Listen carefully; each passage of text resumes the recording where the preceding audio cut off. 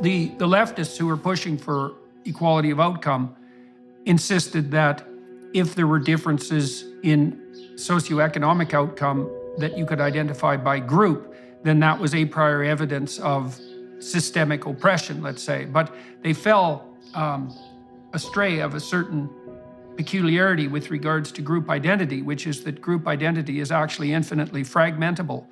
And so when I walked through that, I thought, well, Western culture had actually solved that problem several thousand years ago by pointing out that the appropriate level of analysis is the individual, because the individual has a unique identity that is in some sense a consequence of all their multiplicitous group identities, but singularly, what would you say, singularly representative of each individual. And so then you let individuals compete and cooperate in a fair market, and that's the best possible way of moving towards the right balance between equity and wealth.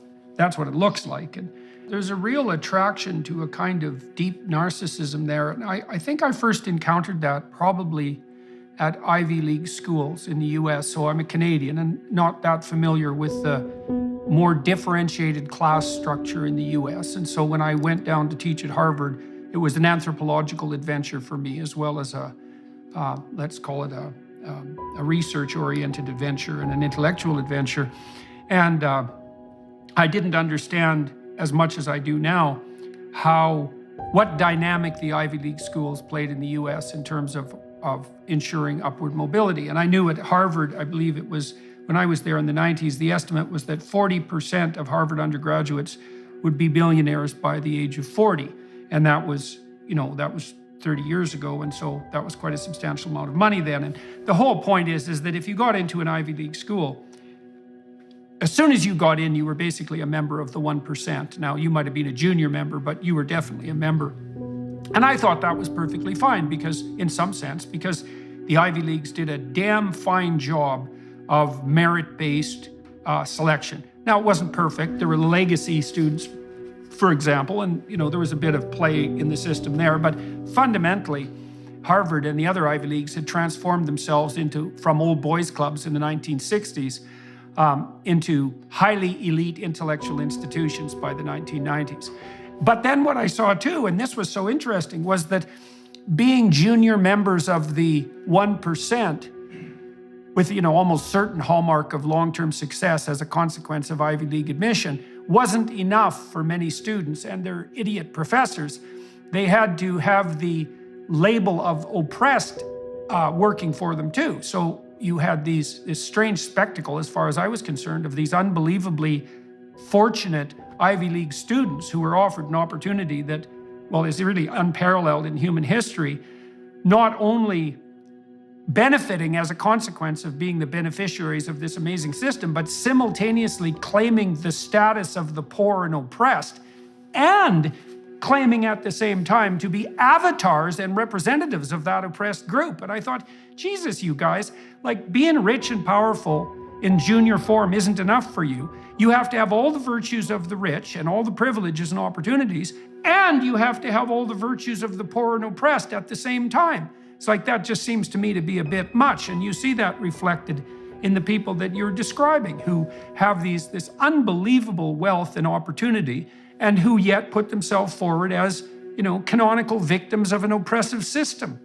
The fact that students are now paying an insane amount of money, hundreds of thousands of dollars, to go to an Ivy League institute that is simultaneously failing to educate them, siphoning their future earnings into the pockets of greedy administrators, and ever more of them, and sabotaging their own brand simultaneously. It just looks to me like that is not a sustainable model. And you said, that you believe that the larger companies, for example, Google and other companies that are actually concerned with performance still, are going to stop regarding an Ivy League degree as a brand of capability. And so that means it'll, over a 10-year period or 15-year period, they're going to scuttle their own economic model. Maybe there's all sorts of opportunities for new education. I think there is.